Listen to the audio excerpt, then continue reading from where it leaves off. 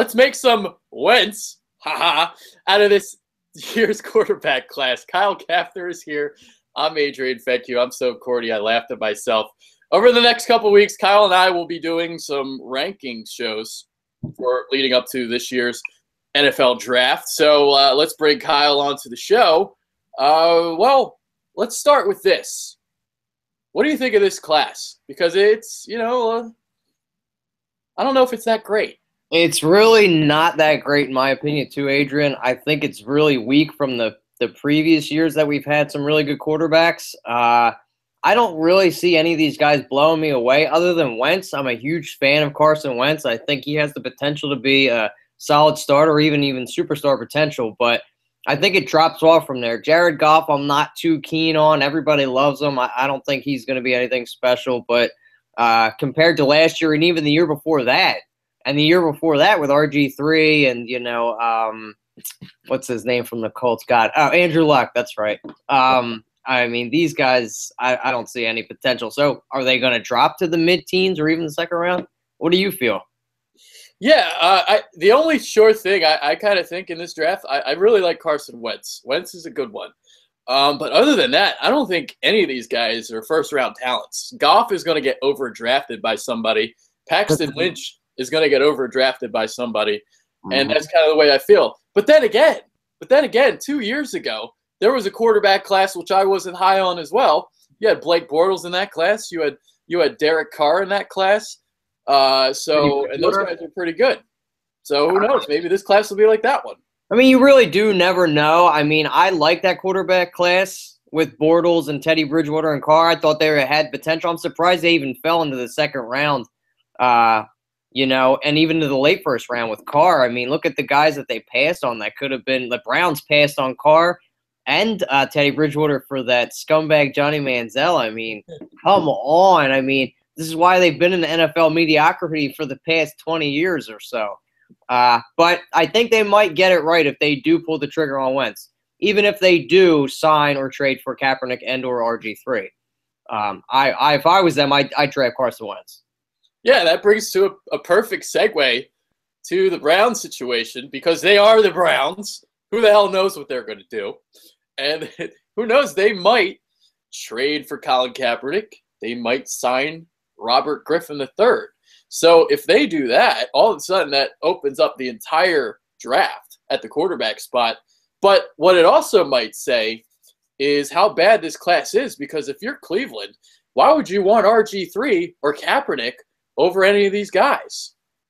That's right, because I think it would hurt their potential if they did sign them. Yeah, even if they do sign or trade for either one of those guys, I still think they might go after a quarterback because I don't think they'd see this as the future, but maybe kind of just groom them for a year or two to not just throw them into the situation and throw them into under fire like that. So that would be the only reason I would think they would bring in a vet quarterback like that to help them out. But then everybody's forgetting about Josh McCown. Josh McCown's still under contract. So everybody's kind of overlooking this guy like, oh, he's nothing special, but why would you bring in a high caliber like RG3 or Kaepernick is garbage, in my opinion. I don't know why anybody ever liked that dude. He sucks. He's always sucked. He had a great defense behind him and a good running game. I would just let him freaking end his giant contract, stay out in San Francisco. Let that be Chip Kelly's problem. But that could, like you said, that could change the whole draft order completely. Do they even go with Jalen Ramsey, per se? I mean, it's all up in the air, and that's what's so exciting about the draft. That's why I love the draft, because you really do know. You really never know what's going to happen. Good. Yeah, I was just going to say, now let's say the Browns do pick up Kaepernick or they sign RG3. Eagles are on the clock at number 8. Let's say Carson Wentz is on the board. Or if no quarterbacks have been drafted, San Francisco might want a quarterback. Do the Eagles either trade before San Francisco to get one, or do you take your chances at 8 and hope that Wentz is there? I mean, if Wentz is there at 8, he's the guy I'd want. I don't care about any other player in this draft. I would want Carson Wentz as my quarterback. Agreed, man. I would completely agree with you because you don't know what Chip Kelly's going to go. They have so many holes out in San Francisco. But the thing to me is, what are you going to offer to jump ahead of San Francisco? Is it going to take a king's ransom? I mean, you saw what Chip Kelly offered the Titans last year for Mariota. I mean, I don't know why they didn't pull the trigger on that. I would have. I mean, that was a nice deal. But what is it going to take? Do they have enough firepower to jump up? But I love the move going from 13 to 8th and barely really giving up nothing to do that. But they need a quarterback of the future. I think Sam Bradford's just here for a 2-year stint to bridge the gap for a quarterback of the future. But I would definitely go after Wentz as well. Yeah, gotcha. All right, let's start with our list. We both have Wentz at number 1. So what is it about him that you like? I like that he kind of reminds me of like a Aaron Rodgers type. He can break out of the pocket. He can make plays with his legs. He's got a big arm, and he's got a. I'm trying to think. What was the word I was looking for? His completion rating is very high. He reminds me of Aaron Rodgers just to a T. Goff, they say he was more like a systems quarterback. That's why I don't like him so much. Kind of like Baylor has with their quarterbacks and RG3 coming out. I just think he's going to be a quarterback that's not going to jump right in there and do big things. But Wentz, I just think, has the big playability to do it all. Yeah, he reminds me of like a poor man's Luck. Now, I'm not saying he's Andrew Luck, but I think he's not, like he plays like Andrew Luck. Intelligent, dual threat type of guy. I mean, I think he has the best arm talent in the class. He's got the athletic ability too. I mean, he's got athleticism. The ball placement is there. The vision is there. And I love his feet, in the pocket. I like the way he drops back. I mean, that's something you could watch at the combine. Just you see all the quarterbacks taking snaps at once, and you see who has the best feet. And I thought Wentz was, they were quiet and just beautiful. Nice flow. They had a nice flow to him. His 3-step drop, his 7-step drop, even when he let it, his release point is like almost perfect too. He's tall. He's got a high release point, and the accuracy is there too. So I agree with you there as well. Yeah, and even just a little thing like even the offense he was in, it was a pro-style offense, took snaps under center. So, he doesn't really have to learn that. That's no time wasting there. I mean, it just and apparently he had the best interview out of all the quarterbacks at the combine as well. So, I mean, just he's looking like he's going to be the first quarterback taken. I mean, I think so. I think so too. But, like you said, the Browns and whoever's ahead of them, do the San Francisco even pull the trigger if he's there at 7? I mean, if he is there, if he does fall past them, I think the Eagles are going to have to make a move. That's what I would do. Yeah. But you never know with Howie Roseman. Oh, boy. Whatever, Howie. All right, I don't care what he's done this offseason. I still don't trust him. Okay, so let's move on to number 2. We both have Jared Goff, but we both also don't really feel that highly about him. So what are the strengths and weaknesses of Goff? I think the strengths of Goff is his accuracy, and everybody's raving about his pro day. I mean, you can't judge, in my opinion, off somebody's pro day because you've got his guys there. There's real no pressure, and you're just throwing little slants, go routes, something real easy. I think he went 61 for 69. And people were impressed and raved about this. I didn't think it was that great. His weaknesses is his arm strength and his vision, I think. And he was in a certain offense that appealed to his strengths. So I'm thinking he's just not going to go to any team and kind of light up the secondary. So I'm thinking he has to go to a certain system that appealed to his strengths. He doesn't have the intelligence, in my opinion, to run anything but that little quick slants. He kind of reminds me of a Chad Pennington in a sense. He reminds me of Jay Cutler. Just he'll take your I think he'll be better than him, but that's not high praise or anything. So that's not saying much. Yeah, it's not. I think he's pretty well developed from the feet up. Basically his feet kind of dictates the accuracy. Pretty good in the pocket there. But what concerns me is he doesn't really play well against good competition. So he beat up on a lot of lesser opponents, struggled against the likes of Utah, UCLA, USC, didn't play well against those teams. And the other thing that concerns me about him is his ability to handle pressure. Whenever teams, really collapse the pocket, threw off his back foot a lot. I mean, that's an offense where you get rid of the ball real quick. So he didn't really see a lot of pressure per se, but when he did, he struggled with it. And, I mean, NFL, man, these defensive coordinators, the schemes that they come up with, that's a problem in my opinion. And if he's not going to be able to learn and adjust to that, what are you going to do? You're going to be under fire. You're going to be out of here in 3 years. I mean, you're going to be saying golf who. But I think he will get drafted high because the need of quarterback in this draft. And since it's not deep there, you could just see him go as high as, number 7 or at 2 even if Cleveland likes him. So that's another scary thing. Yeah. That could happen. Let's get to number 3. Now, we differentiate on number 3. And it's funny because neither of us like Paxton Lynch either. But you don't have him at number 3. So I'll let you reveal who you got. I like Dak Prescott. I think this guy is a huge sleeper. He played good against well-developed defenses out there. He's got the arm talent. He's got legs.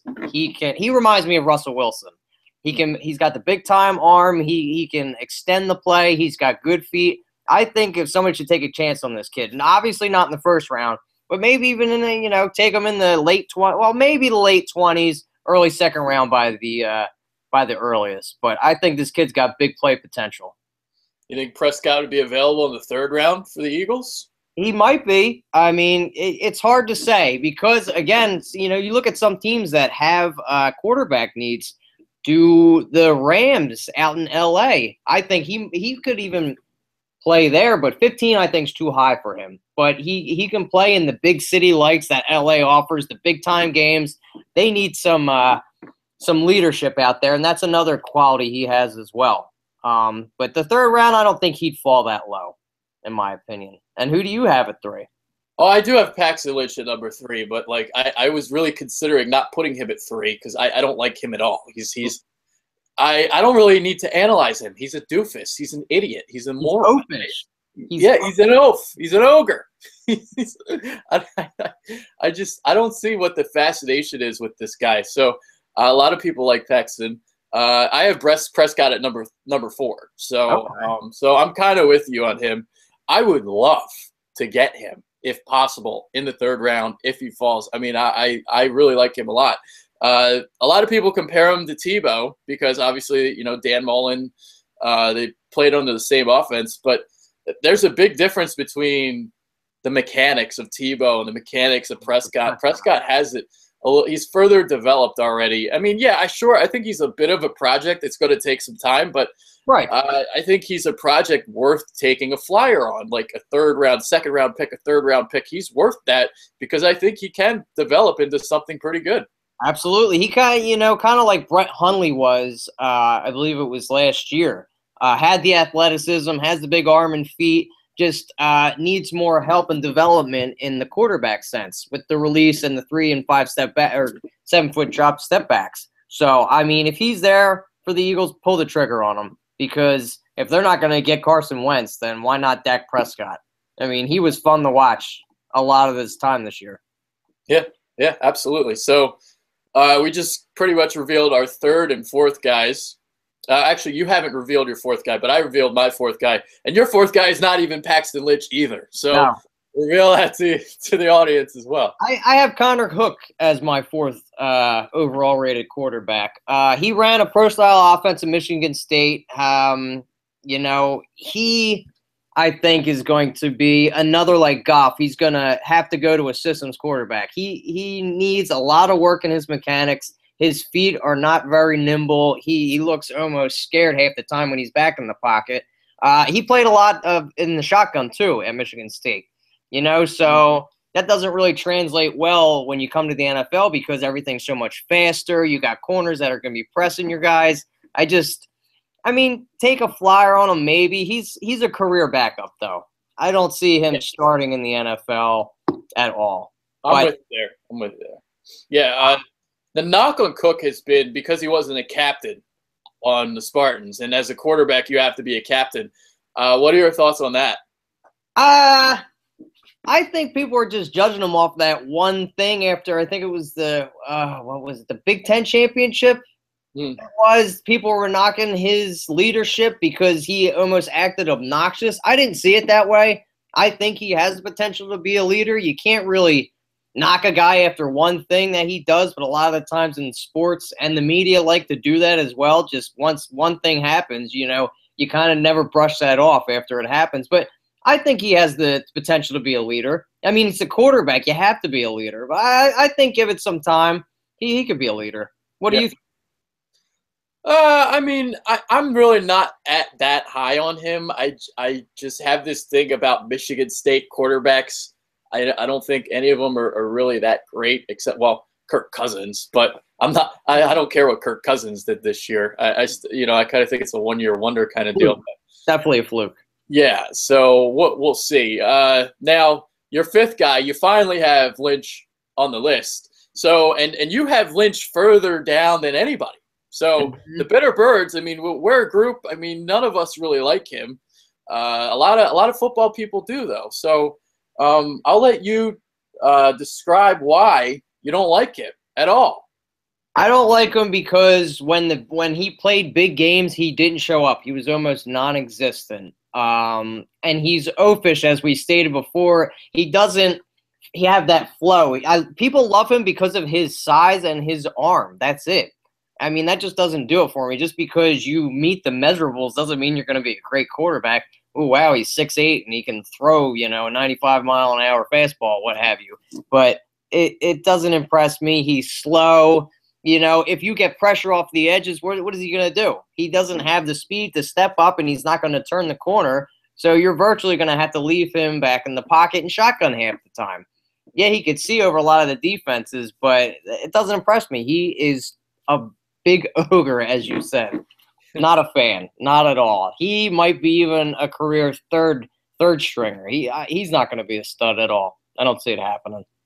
Yeah, the thing that's funny about Lynch is like there's this misconception that he's a runner, and the three big names. Well, not according to you, but three big names at the combine were you had Goff, you had Wentz, and you had Lynch, and Lynch by far ran the slowest 40 time. And he was considered to be the runner. So he was like 4.86 or something. So, yeah, he's not that fast at all. Not a burner. Yeah, not at all. So, yeah, so I'm with you there. The thing that I've noticed watching him on tape, he's not that accurate on the NFL-type throws, the deep outs, the post patterns, the deep comeback sort of thing. He misses high a lot. And, when you sail a pass, where does that pass go? It goes right into the safety's arms. Yeah, so that's something I'd be very concerned about. I know he didn't throw a lot of interceptions in college, but NFL's a different story. Absolutely. And another knock on him, too, which I don't like to consider either, is he didn't play against great competition because he played in Memphis. So that's probably why he didn't have as many interceptions because – when you're at that lesser schools, they don't play the defense as aggressive because the talent isn't there as well. Yep. So, and his high release because he's so tall is probably why he sails half those balls anyway. So he's got a lot of work on his mechanics to do as well. Agreed. The one game I will give him, I thought he played well against Ole Miss. That was like the big upset Memphis had. But that's one of those things where, when you're the underdog and you're coming in and you're playing without expectations, it's easier to play loose. But when they had the target on their back, playing Temple, playing Auburn in the bowl game, Lynch was non-existent. He was a dud. He was terrible. So you know why? It was probably because he got that big game on his shoulders defeating Ole Miss, who is starting to become a powerhouse program. They're starting to get a lot of five-star talent there.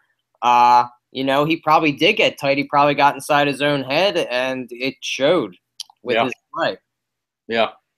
Now, my number 5 guy, I've got Kevin Hogan of Stanford. So I don't have Connor Cook in the top 5, but I do have him at number 6, I believe. Might be number 7. But we're only going to do a top 5 for the show. So Kevin Hogan, I mean, I think he's a guy that's very smart. Obviously, he went to Stanford. I'm a guy that's very big on guys who are smart, and he's a leader. He's pretty accurate. He's in a pro style offense at Stanford. I would take a flyer on him, say like third or fourth round, if he's there. I wouldn't mind taking him. No, and I kind of like him too. I had him I think I had him as my 7th, even though we're only doing the top 5. But I agree with everything he said. He's a leader. I didn't like his deep throws as much. I think he's a little inaccurate sometimes. He can do the short passes, obviously. He is accurate with those, but he's off and on. Sometimes he is hitting all his long passes, short passes. He looks incredible. But then sometimes he's a little flip-floppy. But I would take a flyer on him in the 4th round. You never know. Yeah. He could be the next – I'm not saying he's going to be the next Tom Brady, but give him a shot in the 4th round. Why not? Yeah. Let him work his way up. All right.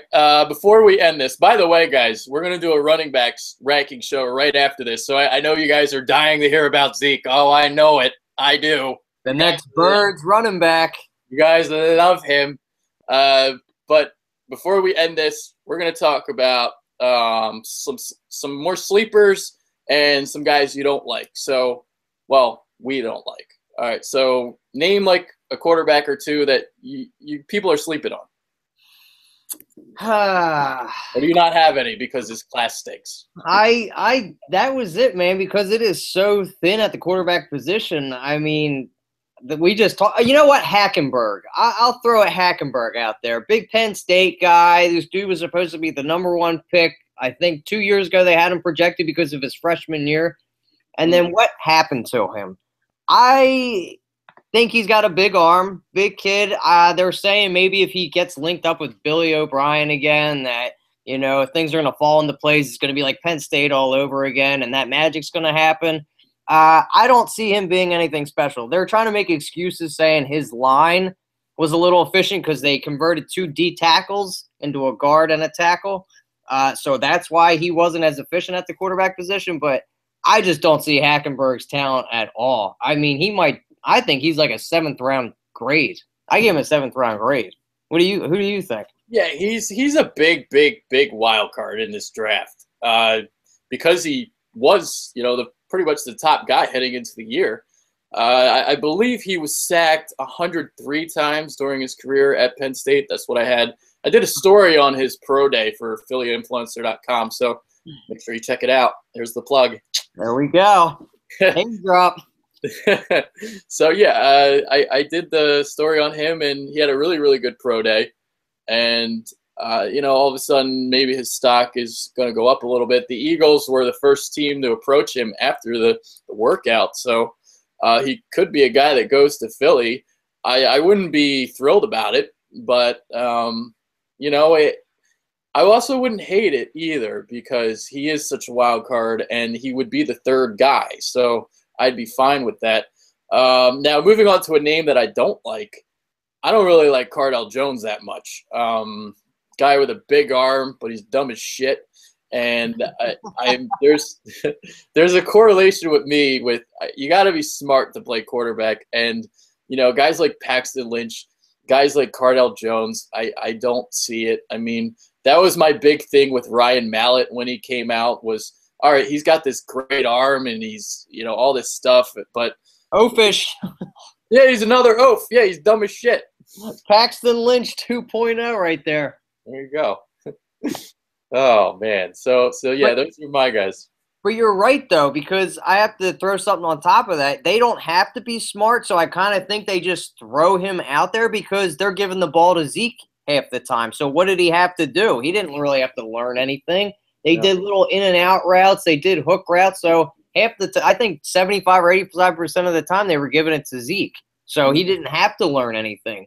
Now, I've heard some people say that he is bright and could learn some systems, but I agree with you there. I'm not a fan of any Ohio State quarterbacks.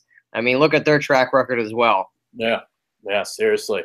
Because I have a top 10, I'll just run down the names real quick. So Christian Hackenberg 6, Connor Cook 7th, Cardell Jones 8th, Jacoby Brissett 9, and Brandon Allen 10.